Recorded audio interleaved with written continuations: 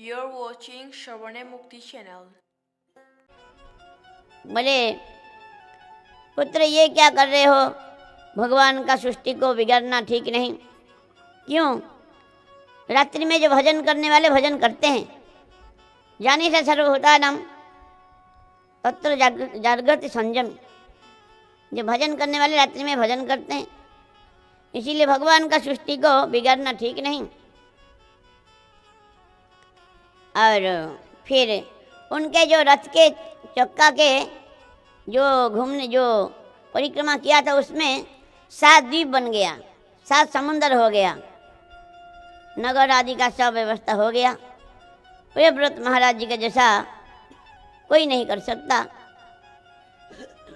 वो 110 करोड़ साल राज्य शासन किया, 11 अर्बुद साल राज्य शासन किया। और फिर अपने पुत्र, उनके 10 पुत्र हुए। पहले पत्नी का 10 पुत्र हुए। ऊर्जस्मति नाम का पुत्री एक हुआ, जो शुक्राचार्य से विवाह किया, उनका पुत्री देवजानी हुई। और अपने पुत्रों को राज्य शासन भार देकर फिर भजन करने के लिए चले गए। उनका पुत्र है अग्निध्र। अग्निध्र ब्रह्मा जी का तपस्या किया पत्नी प्राप्ति के लिए। ब्रह्मा जी अपना सभा का जो गायिका पूर्वचित्ती अप्सरा को भेज दिया, उनसे विवाह किया। उनका भी बहुत संतान हुए। उनका पुत्र हुए, ज्येष्ठ पुत्र हुए नाभि महाराज। नाभि महाराज मेरु देवी से विवाह किया। इतने बड़े नाभि महाराज, इतने बड़े भगवान का भक्त थे और ब्राह्मणों का भी भक्त थे। तो नाभि महाराज का कोई संतान नहीं हुआ। ब्राह्मणों ने यज्ञ करने का निर्णय लिया। यज्ञ अभी शुरू हुआ ही नहीं था, उसी समय साक्षात भगवान प्रकट हो गए। सब तो आश्चर्य हो गए। सबने दंडवत प्रणाम किया भगवान को।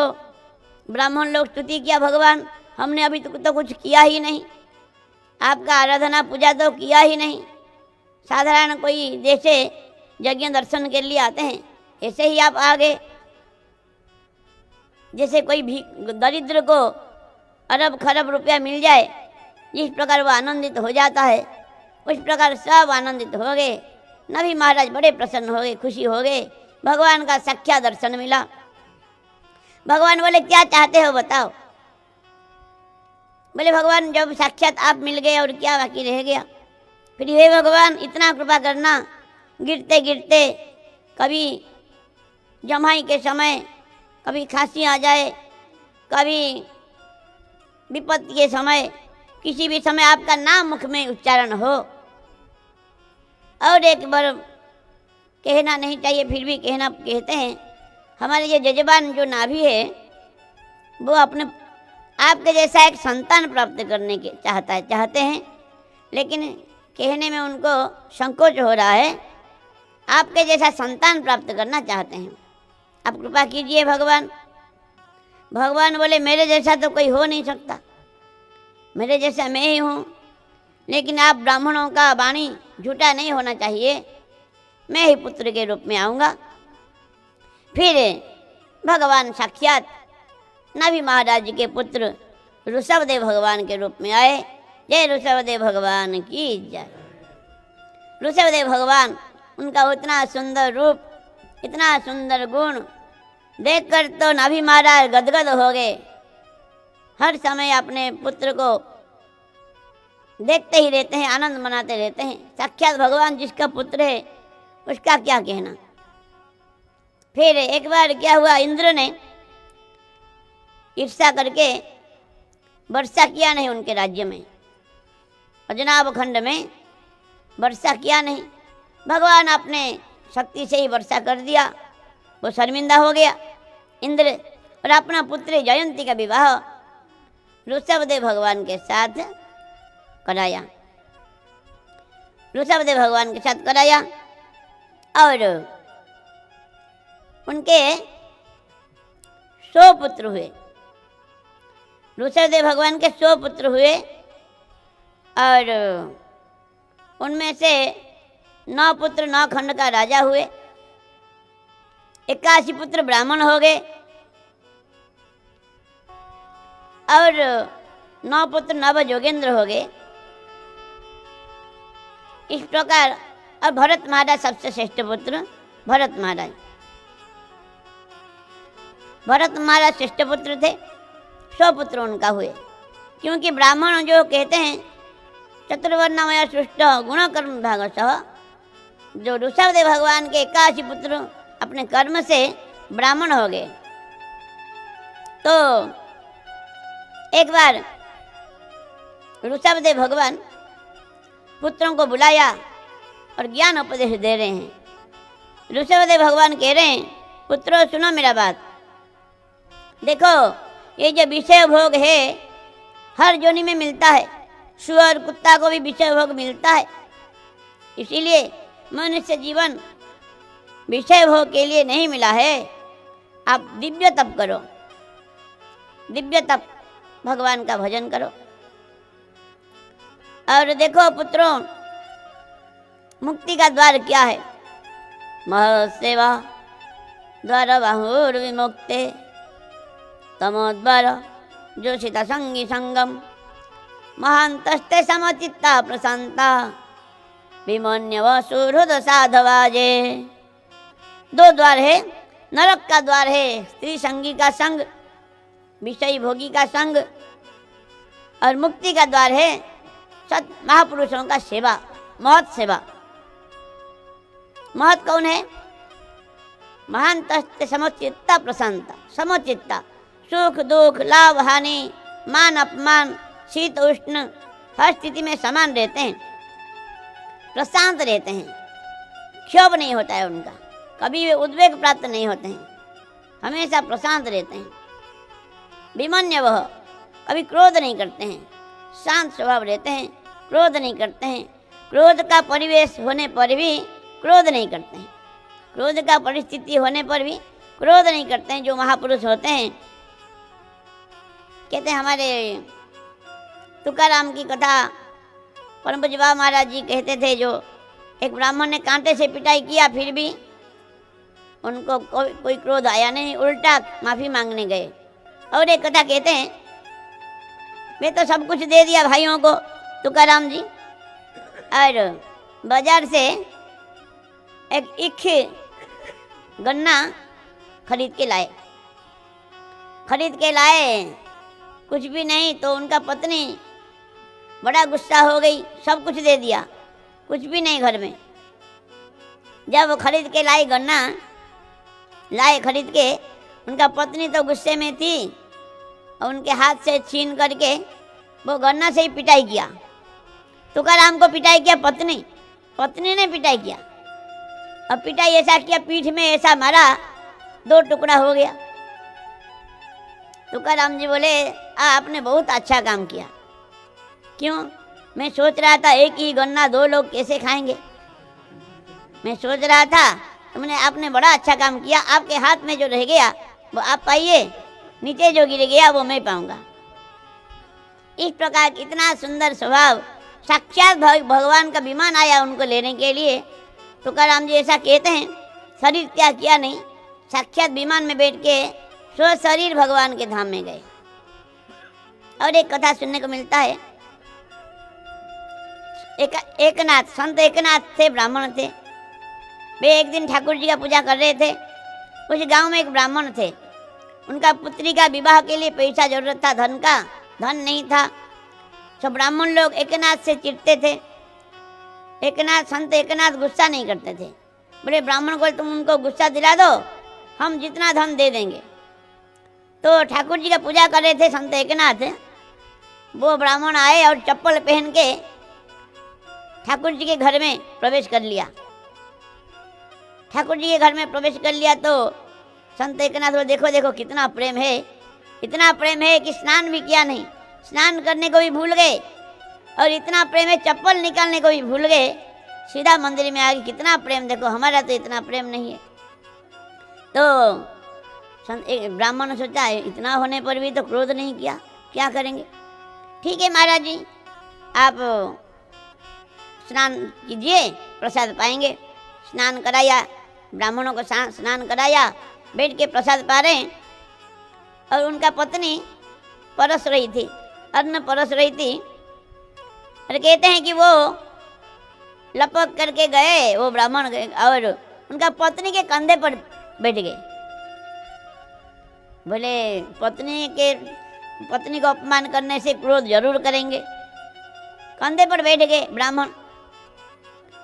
वो एकनाथ कह रहे हैं, देखो देवी, संभालना ठीक से, गिर ना जाए, ब्राह्मण को चोट ना लग जाए, संभालना ठीक से। उनका पत्नी कह रही है, हाँ मेरा बच्चा का संभालने का मेरे पहले ही अभ्यास है। मैं जब काम करता हूँ बच्चा को कंधे पे बैठा के सब काम करती हूँ, कोई चिंता नहीं करना आप। तब तो उनका हृदय पिघल गया, द्रवित हो गया, साष्टांग दंडवत किया, माफ़ी मांगा। बोला ब्राह्मण देवता, एकनाथ बोले, ब्राह्मण देवता क्या परेशानी आपको? बोले नहीं महाराज जी, मेरा कन्या का विवाह के लिए धन का जरूरत था। ब्राह्मण लोगों ने बोले कि अब संत एकनाथ को गुस्सा दिला दो तो धन दे देंगे। इतना से बात आप पहले हमें क्यों नहीं बताया? मैं सबके सामने गुस्सा करता आपके ऊपर। संत एकनाथ बोले, सबके सामने मैं क्रोध करता, कोई बात नहीं, हमारे ठाकुर जी की तरफ से आपका कन्या का विवाह हो जाएगा। इस प्रकार बड़ा सुंदर कथा है। हम लोग तो बात बड़े बड़े करते हैं, थोड़ी से थोड़ी बातों में गुस्सा आ जाता है। कहते एक संत एक कोई थे, वो गुस्सा नहीं करते थे कभी।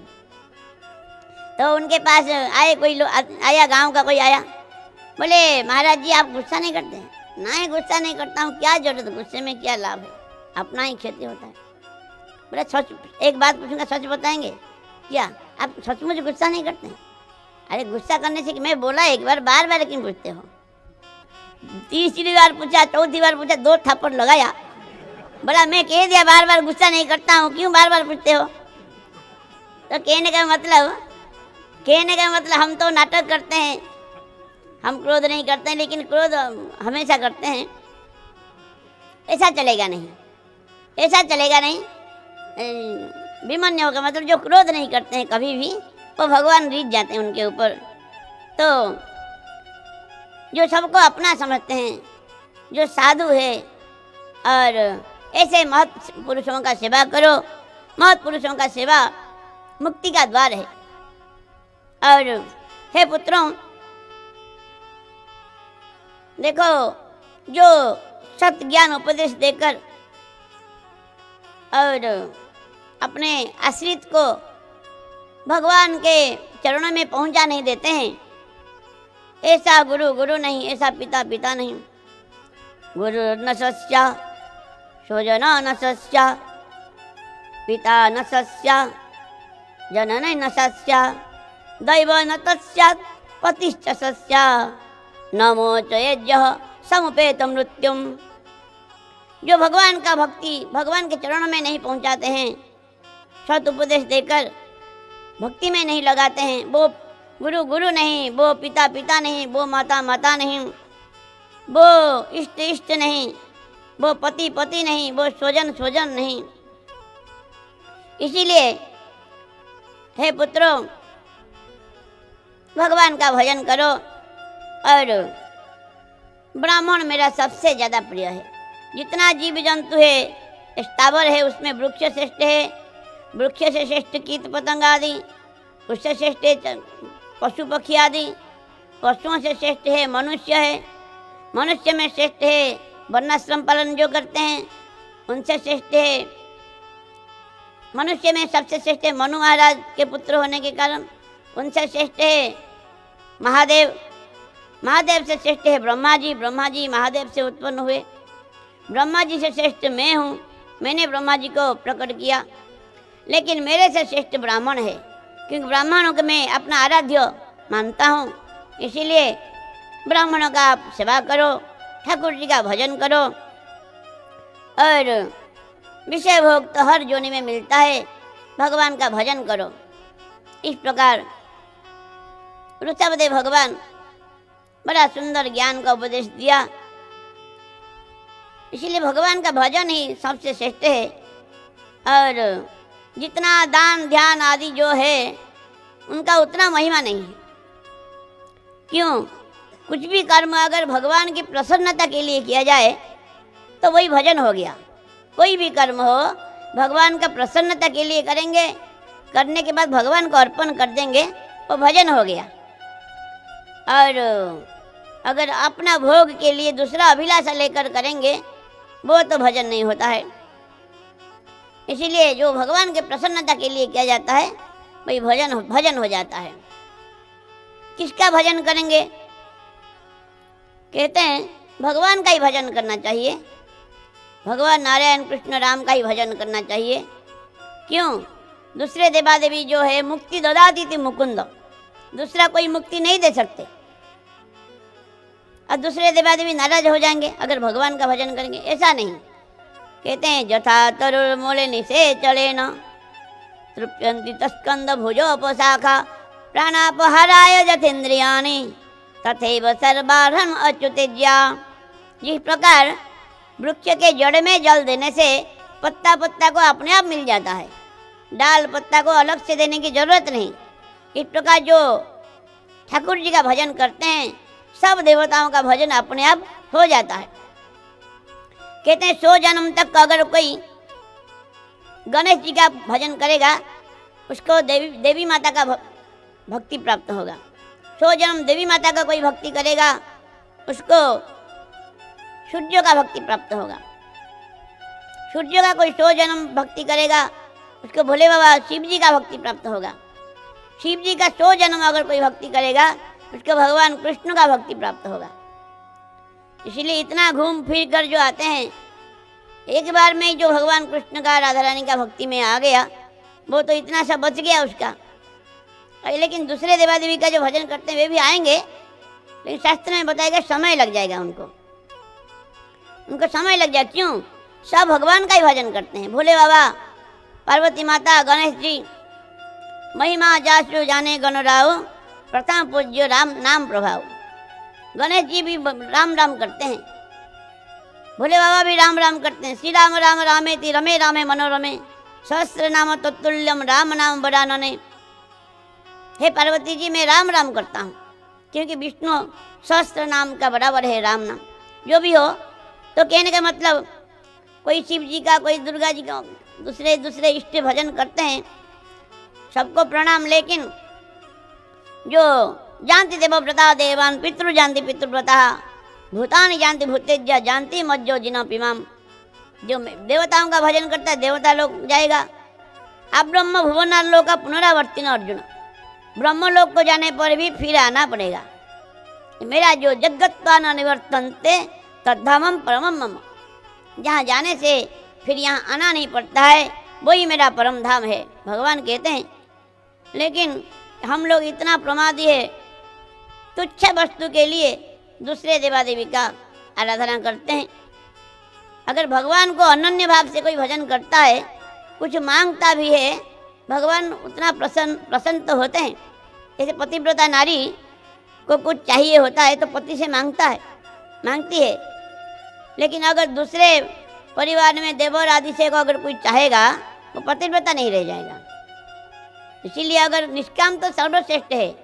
अगर कोई कामना भी है, अगर भगवान का ही अगर भजन करते हैं अनन्य भाव से तो भगवान कृपा करेंगे जरूर, भगवान उसको भक्ति जरूर देंगे, बार बार विषय नहीं देंगे, भगवान का भक्ति देंगे। ये संसार में सबसे बड़ा आश्चर्य क्या है? श्रीमद् भागवत महापुराण कहते हैं सबसे बड़ा आश्चर्य ये है कि पुत्र अपने पिता के मुख में आग देता है लेकिन खुद सोचता है मैं कभी मरूंगा नहीं। सब मर रहे हैं संसार में, देख रहे हैं अपनी आंखों से, लेकिन खुद सोचता है मैं कभी नहीं मरूंगा। अगर मरने का अगर जिसको याद रहेगा वो तो गलत काम पाप काम आदि करेगा नहीं, भगवान का भजन करेगा। इस प्रकार ऋषभदेव भगवान ने अपने पुत्रों को उपदेश दिया, ज्ञान उपदेश दिया और फिर अपने ज्येष्ठ पुत्र भरत जी को भारत का राजा बनाया।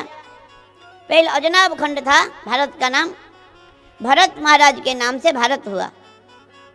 और दूसरे और जो 9 पुत्र थे उनको दूसरे नवखंड का राज्य अर्पण करके ऋषभदेव भगवान परमहंस आश्रम जो को स्वीकार किया और सब कुछ छोड़ दिया, वस्त्र आदि भी त्याग कर दिया और अवधूत वेश में विचरण करते रहे।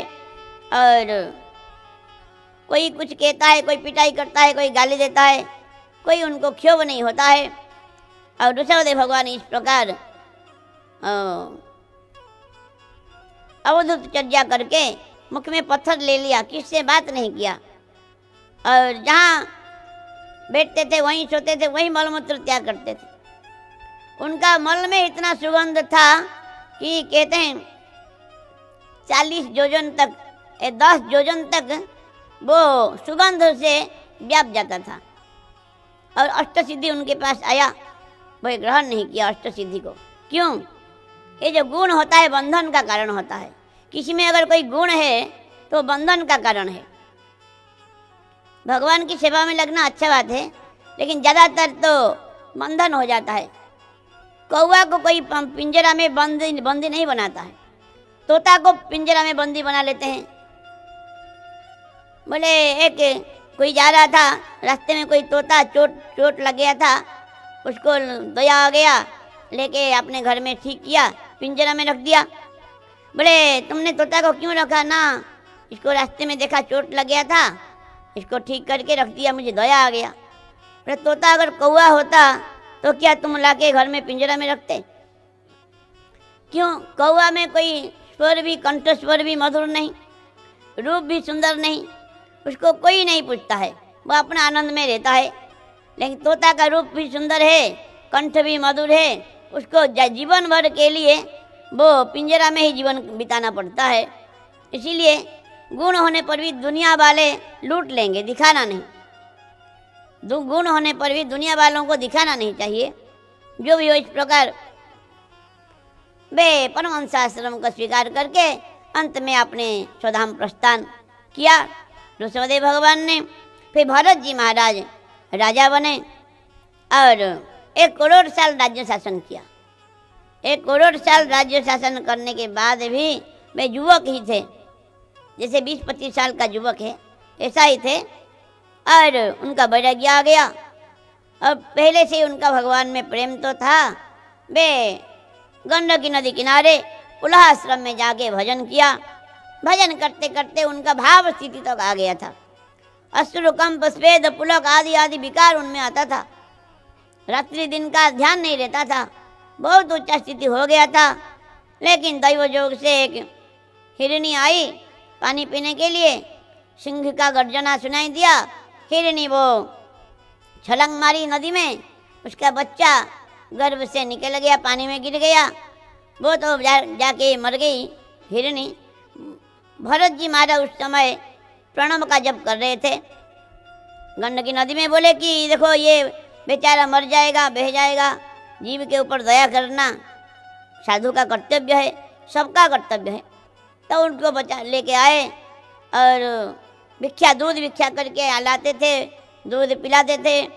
और फिर लेकिन धीरे धीरे बड़ा हुआ, बड़ा होने के बाद छोड़ देना चाहिए, ये उनमें उनका भगवान की लीला है। आसक्ति हो गया, मोह हो गया।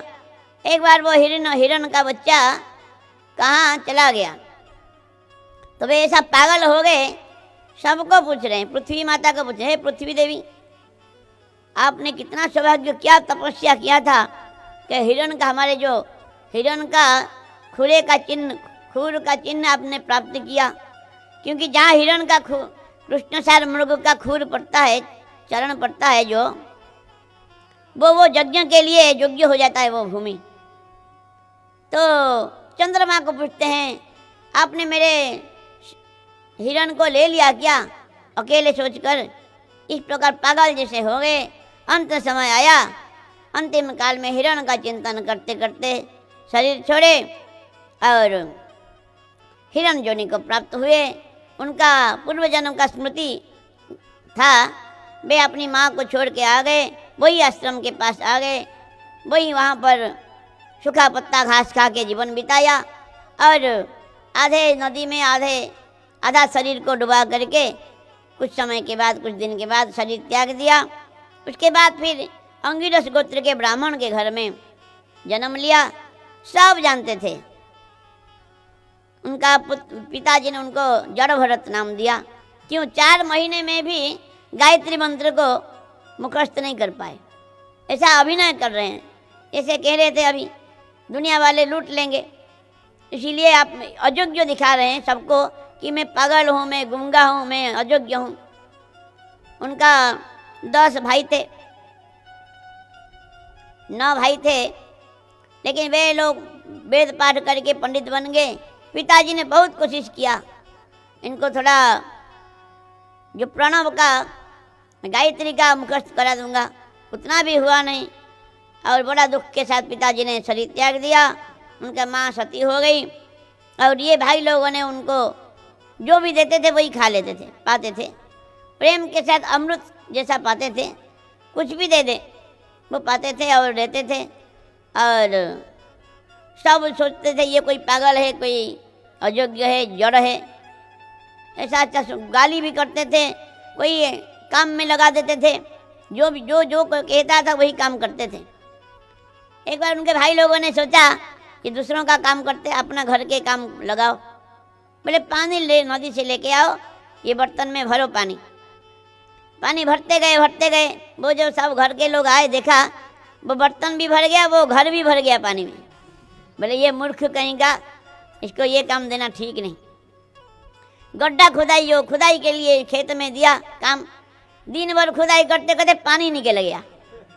बोले ची ये तो कोई काम का लायक नहीं है, क्या करेंगे। फिर बोले घंटी बजाओ। एक खेत में घंटी लगा दिया, वो घंटी बजाओ को पशु पक्षी आएगा नहीं। वो घंटी 24 घंटा बजाते हैं तो कोई पशु पक्षी सोचता है वही कोई पशु का आवाज़ होगा, पशु पक्षी सब खा गए खेत को। इस प्रकार काम करते थे जैसे लोग सोचे कि इसका कोई योग्यता नहीं, सबके नालायक है।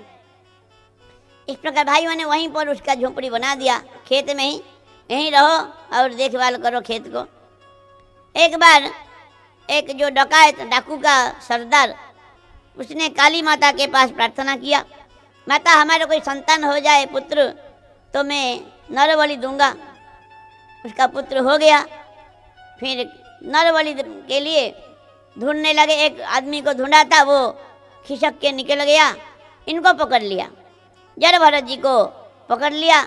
बड़ा मोटा और तंदुरुस्त है और काली मैया बड़ा खुश हो जाएगी। उसको लेके गए और जब लेके गए वो तो कभी स्नान नहीं करते थे, उनका अच्छी तरह से स्नान कराया गया। चमकने लगा उनका शरीर, बड़ा सुंदर दिखाई दिया, बड़ा अच्छा हुआ, स्नान करा दिया। फिर अच्छा खाने को दिया, मालपुआ, राबड़ी, खीर। बहुत दिन से खाए नहीं थे, खा लिया सब चकाचक, सब खा लिया, सब चंपट कर दिया। बोले देखो ये मरेगा 2 घंटे के बाद, फिर भी उसका भय नहीं। वो तो ब्रह्मवेत्ता थे, उनको क्या भय है, शरीर तो जाएगा, मैं तो आत्मा हूँ, आत्मा तो कोई मरता नहीं कभी, उनका ऐसा ही विश्वास है। खा लिया सब प्रेम से, उनका अच्छा माला पहनाया, तिलक किया गया। फिर देवी मैया के सामने सिर नीचे करके बैठ जाओ, बैठ गए सिर नीचे करके, और सिर उठाते ही नहीं।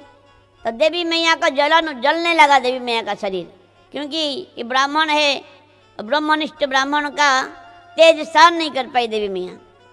देवी मैया का मूर्ति फोड़ करके निकल आई और तलवार में मारना, गला को काटना ही चाहते थे वो डकैत लोग। देवी मैया हाथ से तलवार छीन करके सबका गला काट दिया, और उसका गरम गरम रक्त को सब उनका जोगिनी लोग प्रकट हो गए, 64 जोगिनी सब पीने लगे। और वो लोग सोचने लगे, देवी मैया सोचने लगी ये ब्राह्मण खुश होंगे, क्योंकि इनको मारने चाह रहे थे, हमने इनको मार दिया। तो देव वो ऐसे ही सिर नीचे करके ही बैठे हैं, अभी तक उठाया ही नहीं सिर।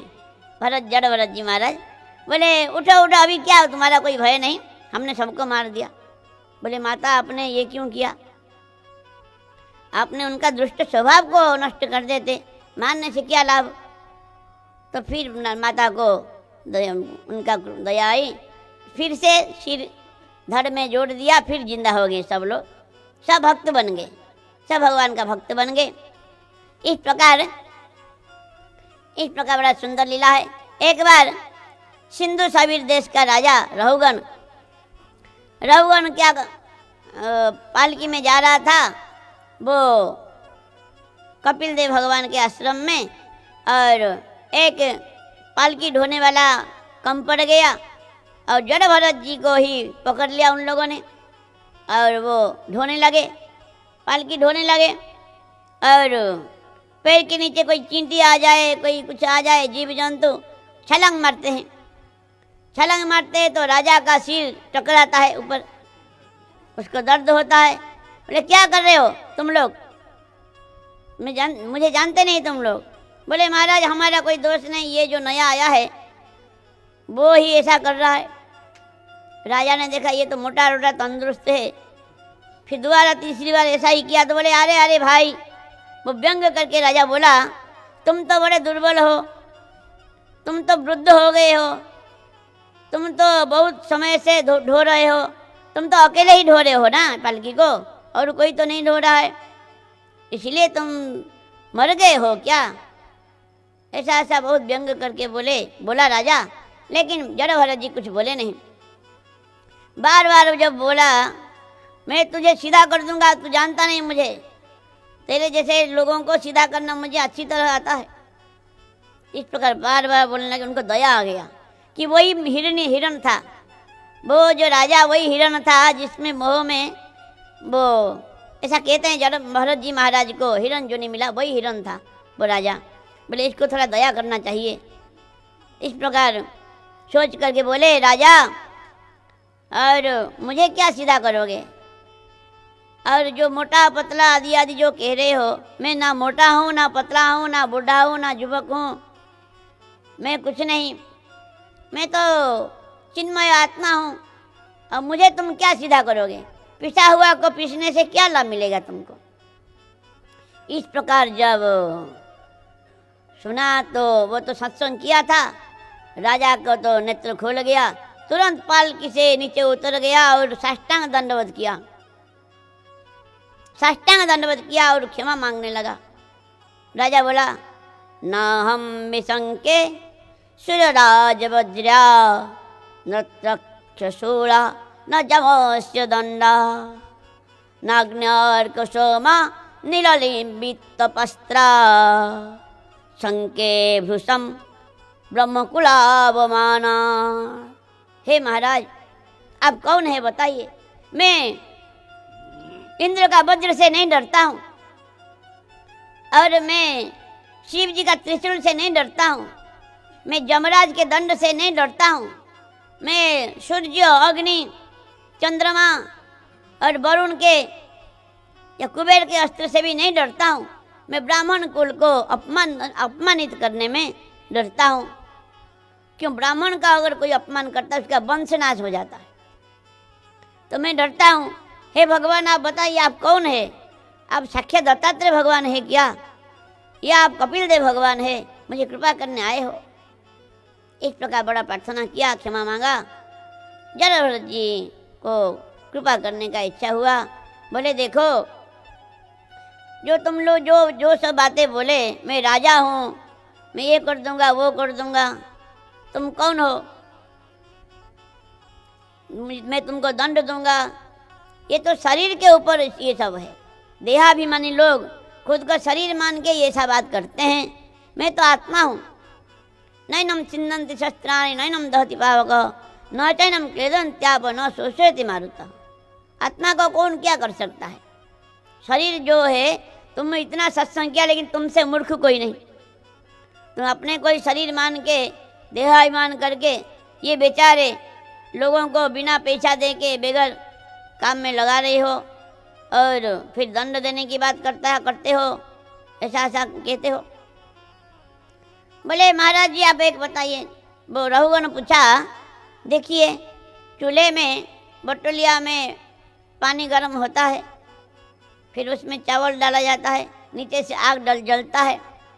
आग जलता है तो बटोलिया गर्म होता है, उसके अंदर वाला पानी गर्म होता है, फिर चावल भात बन जाता है। उस प्रकार ये शरीर में तो आत्मा होता है, रहता है। कोई कष्ट शरीर को होता है तो शरीर को इंद्रियों भी कष्ट होता है, शरीर को कष्ट होता है, आत्मा को कष्ट होता नहीं क्या? बोले अरे मूर्ख, ये साधारण ये बातें आत्मा के ऊपर लागू नहीं होता है। आत्मा तो भगवान का अंश है, चिन्मय है, सच्चिदानंदमय है। ये साधारण बातें आत्मा के ऊपर लागू नहीं होता है। तो बड़ा मूर्ख है, लेकिन पंडित जैसा बात करता है। फिर शरणागत हुए रघुगण महाराज। रघुगण ने जड़भरत जी का शरणागत हुए। आप कृपा कीजिए, दया कीजिए, मुझे रास्ता बताइए, क्या करूं क्या नहीं। तो जड़भरत जी ने उनको ज्ञान का उपदेश दिया। बोले हे रघुगण, रहो गणे तत् तपसा न जाति न ते जया निर्वपना गृहीत्वा यछन्दसा नैव जलाग्नि सूर्ये बिना महत्पादरजोभिषेकम। हे राजा, वो तत्व जो है, वो भगवान का प्रेम, वो भक्ति, वो तत्व जो है ना तपस्या के द्वारा होगा, ना ज्ञान ध्यान व्रत पूजा अनुष्ठान और श्रद्धा आदि किसी के द्वारा होगा नहीं। जब तक महत्पुरुषों के चरण रज से अभिषेक नहीं होंगे तब तक वो ज्ञान तुमको मिलेगा नहीं। क्यों? दुनिया में बड़े बड़े दानी हो गए, बड़े बड़े यज्ञ करने वाले हो गए, लेकिन उनका भगवान की प्रसन्नता के लिए नहीं किया, अपना सुख के लिए किया, भोग के लिए किया। क्या गति हुआ? राजा नहुष ने इतना यज्ञ किया, इंद्र बन गया। इंद्र बन गया। इंद्र को जब शाप लगा था ब्रह्म हत्या का, इंद्र कमल वन में छुप गए थे 1000 साल। नहुष ने इंद्र बन गया। उसको अभिमान आया, बोले मैं अगर इंद्र बना तो इंद्र का स्त्री मेरा स्त्री होना चाहिए, इंद्राणी मेरा स्त्री होना चाहिए। तो वैसा जब बोला तुम मेरा पत्नी बनो, तो बोला तो बोले नहीं, जो ऋषियों पालकी ढो के लाएंगे, तुम उसमें बैठ के आओ तो मैं तुमको वरण करूँगी। तो ऋषियों को बोला पालकी ढो मेरा। ऋषियों ने ढोने लगे। बोले धीरे धीरे चल रहे हैं ऋषि लोग, सर्प की तरह क्यों चल रहे हो? ऐसा ऋषियों को क्रोध है, जा तू सर्प बन जा। वो सर्प अजगर बन गया। वो नहुष राजा इतना यज्ञ करने वाला अजगर बन गया। और नृग राजा ने इतना गाय दान दिया। कहता है, नृग राजा कहता है कि भगवान जब पूछा तुम कौन हो भाई, बोले आप जानते नहीं मेरा नाम? पृथ्वी में जितना धूल कणा है, धूल है, आसमान में जितना ताराएं हैं, बारिश का जितना बूंदे हैं, इतना मैंने गोदान किया। अरे भाई इतना गोदान किया, किरकिर क्यों बन गया? अरे नहीं, जो भगवान की प्रसन्नता के लिए नहीं किया जाता है और करने के बाद भगवान को अर्पण नहीं किया जाता है, उसका मंगल होता नहीं। खेमम न बिंदंती बिना जदर्पणम तस्मै सुभद्र स्रव से नव नव। भगवान की खुशी के लिए छोटा सा भी काम भगवान के लिए किया जाए तो उसका कल्याण हो जाता है। जैसे देखिए, हमारे रामचंद्र भगवान का सेतु बांध स्थापन हो रहा था। गिलेरी थोड़ा सा बालू अपने को गीला करता, थोड़ा बालू लगा के झाड़ देता, उसमें क्या सेतु बंद हो गया? लेकिन रामचंद्र भगवान देखा मेरे लिए कर रहा है, कुछ तो कर रहा है मेरे लिए, तो भगवान उसको अपने हाथों से ऐसा दिया, छू दिया, अभी भी चिन्ह है, और वो वैकुंठ धाम में चला गया। ऐसा भगवान का हम सेवा नहीं करते हैं। भगवान बड़े कृतज्ञ है। थोड़ा सा भी अगर कोई भजन पूजा सेवा किया है, भगवान उसको लाखों करोड़ों गुना देते हैं। ऐसा दाता को छोड़कर संसारियों का हम आश्रय लेते हैं तुच्छ विषय के लिए, और इससे बड़ा दुख की बात क्या है? तो जब यो भगवान का रघुगण को जड़भरत जी कह रहे हैं भगवान का भजन करो, और संत महापुरुषों का चरण रज में जब तक अभिषेक नहीं होंगे तब तक तुम्हारा परम कल्याण होगा नहीं। ये बात प्रहलाद महाराज जी भी बोले हैं। नैषामति तावत् उरु क्रमांग्री सुरसत्यनर्थ भगवान जदर्थ महेयसा पादरजोभिषेकम निष्किंचनानम न वृणीत जावत। महापुरुषों के चरण रज में जब तक अभिषिक्त नहीं होंगे तब तक वो भगवान के चरण में प्रेम भक्ति प्राप्त होगा नहीं।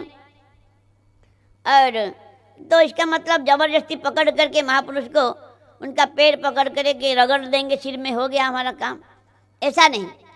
उनका कहने का मतलब उनका अनुगत्य में उनका प्रसन्नता करना ही सेवा है। ऐसा जबरदस्ती करने से कुछ होता नहीं, अपराध हो जाता है उल्टा। जो भी हो, रघुगण को और महाराज जड़भरत जी ने बड़ा सुंदर ज्ञान का उपदेश दिया और भवार्णव का भी उपदेश दिया, बताया बातें। देखो ये संसार एक अरण्य है। अरण्य में जाते हैं लोग, व्यापारी लोग जाते हैं, यात्री लोग जाते हैं, तो एक छोटा छोटा रास्ता होता है, एक बड़ा रास्ता होता है। वो छोटे छोटे रास्ता जो है उसमें जाते हैं, वो रास्ता बंद हो जाता है, आगे चलकर रास्ता बंद हो जाता है। और एक बड़ा रास्ता भी है। छोटा रास्ता क्या है, जो मनमानी जो है कि अपने ही सिद्धांत निकाल दिया, खुद गुरु जगत गुरु बन गए हम लोग, खुद जगत गुरु बन लिया, खुद एक सिद्धांत निकाल दिया। कोई गुरु परंपरा, आर्य परंपरा, कोई ज़रूरत नहीं। मेरा बात मानो, मुझे पूजा करो, आप मुझे पूजा करो, तुम्हारा कल्याण मैं करूँगा, तुमको कुछ करने की ज़रूरत नहीं। ये जो छोटी जो क्षुद्र उपासना आदि और अपने मनमानी जो परंपरा आदि, ये सबको बताया गया, छोटा रास्ता बताया गया। इसमें जाने से भगवान के पास पहुंच नहीं पाएंगे, क्योंकि हमारा जो 4 संप्रदाय है भगवान से आया है। तो गुरु परंपरा से होते होते होते होते भगवान के पास चले जाएंगे। जिनका परंपरा ही नहीं है, खुद एक परंपरा निकाल दिया। हम किसी का निंदा नहीं करते हैं, शास्त्र में ऐसा बताया। तो वो छोटे छोटे रास्ता है। और भक्ति का मार्ग है, बड़ा सुंदर सुगम रास्ता है, सरल रास्ता है। यहाँ बड़ा सुंदर मोर हिरण नृत्य कर रहा है, तोता और कोयल गीत गा रहा है। तोता है सुखदेव गोस्वामी।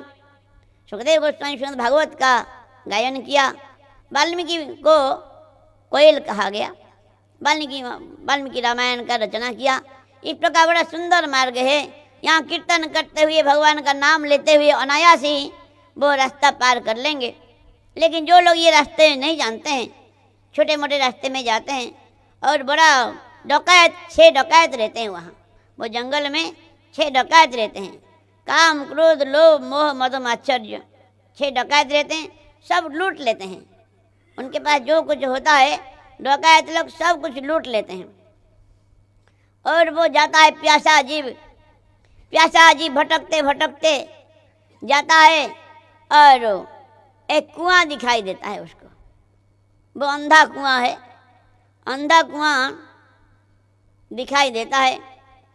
तो वो पास में जाके देखता है, उसमें तो पानी नहीं, और एक डाली लटक रहा है। वो डाली को पकड़ के और पकड़ लेता है वो डाली को, और ऊपर से मधु का छत्ता है, मधुमक्खी का छत्ता है, उसमें थोड़ा थोड़ा बूंद मधु गिर रहा है। तो वो बड़ा खुशी हो रहा है, थोड़ा इतना कष्ट करके कुछ तो मिला। तो वो लटक करके उसी डाली में लटक करके मधु चाटता रहता है, थोड़ा थोड़ा गिरता है। तो वो क्या नीचे 2 चूहा उसको काट रहे हैं, वो डाली को, वो लता को 2 चूहा, एक काला चूहा एक सफ़ेद चूहा काट रहे हैं। नीचे बड़ा अजगर है, नीचे देखा तो अजगर है। तो फिर वो चूहा काट लेता है और वो नीचे गिर जाता है, अजगर उसको खा जाता है। तो इसका मतलब क्या महाराज जी बताइए। बोले देखो ये संसार रूपी भवारण्य में ये जीव रूपी जो पथिक जाता है, और ये जीवन रूपी लता है। दिन और रात ये 2 चूहा है, दिन है सफ़ेद चूहा, रात्रि है काला चूहा। 2 चूहा काटते रहते हैं। हमारा उम्र हो गया 50 साल हो गया, और सिल्वर जयंती मनाओ, गोल्डन जयंती मनाओ, इतना उम्र तो चला गया मृत्यु के, और हम इतना उम्र चला गया, मरने के निकट हो गए हम। ये हम लोग इतना चिंता नहीं करते हैं, आनंद मनाते हैं। 50 साल हो गया, 40 साल हो गया। तो इस प्रकार वो काटते रहते हैं, दिन रात काटते रहते हैं चूहा। और संसार जो विषयी भोगी लोगों का जो भोग का जो आनंद है, वो मधु गिरना जैसा है। मधु गिरता है छत्ता से, उसको थोड़ा आनंद मिलता है। अंधा कुआं क्या है, जो गृहस्थी जो लोग भोग में ही आनंद मनाते हैं उसको गृहस्थी को अंधा कुआं बताया गया। प्रहलाद महाराज जी कहते हैं तत्साधु मन्ये सुरमर्य देहिनाम सदा समुद्विग्न धियाम असद्ग्रहात् हित्वात्मपात गृह अंधकूपम वनम गतः जत हरि आश्रयेत। बोले हे, देखो उनका पिताजी को बोले प्रहलाद महाराज देखो ये जो गृहस्थी जो है वो अंधा कुआं है, अंधा हितात्मपात गृह अंधकूप वनम गतः जत हरि आश्रयेत। इसमें हे असुरराज, हमेशा जो संसारी भोगी लोग हमेशा चिंतित रहता है, टेंशन रहता है हमेशा, सदा समुद्विग्न धियाम असद्ग्रहात्।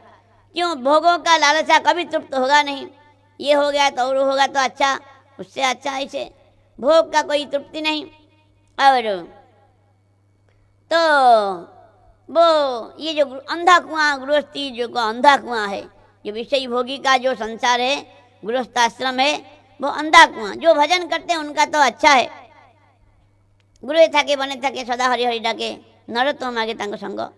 लेकिन जो लोग भोग में ही परम पुरुषार्थ मान के बैठे हैं, अपना भोगों को विषय भोगों के ही, वो अंधा कुआं है, उसमें दिन रात दो चूहा है और मृत्यु रूपी अजगर हमेशा मुंह फाड़ के बैठा है। और इस प्रकार लेकिन वो जीव, प्यासा जीव, शांति पाने के लिए वो उसमें लटक जाता है और चूहा काट लेता है। वो एक दिन वो मौत को प्राप्त करता है और मृत्यु के बाद भी बड़ा कष्ट पाता है। हे रघुगण, इस प्रकार तुम भजन करो। बड़ा सुंदर ज्ञान उपदेश दिया यार भरत जी ने। बोले मुझे तुम जानते हो मैं कौन हूँ? बोले कौन है ना? भरत राजा का नाम सुना है? रघुगण बोले हाँ मैंने सुना है, और जिनके नाम से ही देश का नाम भारत हुआ, बड़े बहुत बड़े राजा थे, आप जानते नहीं, बहुत बड़े राजा थे भरत जी महाराज। और इतना इतना किया, ये किया वो किया। बोला मैं ही था, मैं सारा पृथ्वी का राजा था और मैंने सब छोड़ करके भजन करने गया। हिरण के मोह में आके मुझे हिरण जो नहीं मिला, तुम छोटे मोटे थोड़ा राज्य मिला तुमको, इतना घमंड क्यों करते हो? भगवान का भजन करो। तो भगवान का वो जरा भरत जी की कृपा से वे भजन में लगे, उनका भी परम कल्याण हो गया। आगे अनेक बातें हैं और 100 वर्षों का, 9 वर्षों का वर्णन है। इलावर्त वर्ष, इलावृत वर्ष में भोले बाबा शंकरसन भगवान का पूजा करते हैं। भोले बाबा अकेले पुरुष वहाँ है और कहते 90 करोड़ उनका पार्वती माता का दासियाँ हैं, उनके साथ शंकरसन भगवान का पूजा करते हैं। किम पुरुष वर्ष में हनुमान जी रामचंद्र भगवान का पूजा करते हैं, रामचंद्र भगवान का पूजा करते हैं और हनुमान जी स्तुति करते हैं, भगवान आप तो असुर को मारने के लिए अवतार नहीं लिया, भक्तों को कृपा करने के लिए अवतार लिया। जैसे भगवान रामचंद्र एक बार विभीषण जी जो शरण में आए, रामचंद्र भगवान ने सबको पूछा देखो शत्रु का भाई आया क्या करेंगे, उसका शरण लेंगे या नहीं लेंगे? सब ने बोला नहीं उसको मार दो, कोई बोला बंदी बना लो, कोई क्या बोले। रामचंद्र भगवान बोले मैं उसको जरूर अपनाऊंगा। सकृदेव प्रपन्नाय तवास्मिति च जायते अभयम सर्वभूतेषु ददामि तद् व्रतम मम। एक बार भी अगर कोई मेरे पास आके कहता है हे भगवान मैं तुम्हारा हूँ, मैं उसे सबसे अभय कर देता हूँ। तो उनको बड़ा अभिमान आया वो सुग्रीव को। बोले हमको पूछा क्यों? हमको पूछा हमारे सामने ही हमारा बात को काट दिया, हम खाली खाली क्यों इनके लिए लड़ाई करेंगे? भाई चलो, हम मन में सोच लिया ऐसा। रामचंद्र भगवान तो अंतर्जामी बोले क्या सोचते हो तुम? मैं एक उंगली दिखाऊंगा सारा ब्रह्मांड के सारे असुर मर जाएंगे। मैं एक उंगली से ही दिखाने से ही सब असुर को मार दूंगा। उंगली दिखाने की जरूरत है, संकल्प से ही मार देंगे सब असुर को। लेकिन मेरे जो प्रेमी भक्त लोग हैं, जैसे सबरी मैया जैसे 1000 साल तक इंतजार किया, संकल्प से उनके पास तो आ नहीं पाएंगे, अवतार लेना ही पड़ेगा, पैदल चल के जाना ही पड़ेगा। इसीलिए मधुभक्तानां विनोदार्थे करोमि विविध क्रिया। इस प्रकार भगवान का इतना उदार है, इतना उदार क्या कहना। जो कहते हैं जब विभीषण महाराज जी को राजा बना गया तब सुग्रीव एक बात बोले, बोले भगवान मित्र भी थे, बोले भगवान आप बताइए अभी रावण अगर आ जाएगा, रावण फिर से अगर जिंदा होके आ गया, वो बोलेगा भगवान मैं तुम्हारा शरण में हूँ, तो आप उसको क्या देंगे? बोले अगर मेरे शरण में आया मैं अयोध्या दे के मैं वनवास चला जाऊँगा, फिर से मैं अयोध्या उसको रावण को दे दूँगा, भरत जी को बोल दूँगा अयोध्या रावण को दे दो, हम चारों भाई वनवास चले जाएंगे। ऐसा दयालु ऐसे कृपालु भगवान है। इस प्रकार किम पुरुष वर्ष में हनुमान जी पूजा करते हैं रामचंद्र भगवान का, हरि वर्ष में प्रहलाद महाराज पूजा करते हैं नरसिंह भगवान का। नरसिंह भगवान स्तुति करते हैं, हे भगवान संसार में सबका मंगल हो, सबका कल्याण हो, दुष्ट लोगों का स्वभाव सुधर जाए, आप सबके ऊपर कृपा करो, पृथ्वी का सबका कल्याण हो। ऐसा प्रहलाद महाराज जी के ऐसा उदार चरित्र है, सबके लिए प्रार्थना किया। भाई प्रहलाद महाराज जी का अवतार थे हमारा वासुदेव दत्त है, वे भी महाप्रभु को ऐसा ही बात बोले थे, सबका पाप मुझे दे दो, मैं अनंत काल नरक में कष्ट पाऊंगा, लेकिन सारा ब्रह्मांड को उद्धार कर दो। भगवान कहते हैं वही सारा ब्रह्मांड उद्धार कर दिया था महाप्रभु ने, हम लोग दूसरे कोई ब्रह्मांड से आए हैं, ऐसा कहते हैं। जो भी हो, इस प्रकार भारतवर्ष में हमारे नर नारायण भगवान है, नर नारायण का पूजा करते हैं नारद जी महाराज, नर नारायण का भगवान का पूजा करते हैं। इस प्रकार अनेक बातें हैं, और सूर्य की गति के बारे में है, और पर्वत के बारे में अनेक कथा है। अंत में नरक नरक का वर्णन है। नरक का वर्णन 28 प्रकार का नरक है। पृथ्वी से 99,000 योजन नीचे वो यमराज का संजमनीपुरी है, वहाँ पर नरक है। जो लोग पाप करते हैं वो नरक में जाते हैं। तामिश्र, अंध तामिश्र, रौरव, महारौरव, कुंभिपाक, बैतरणी आदि आदि अनेक प्रकार का नरक है।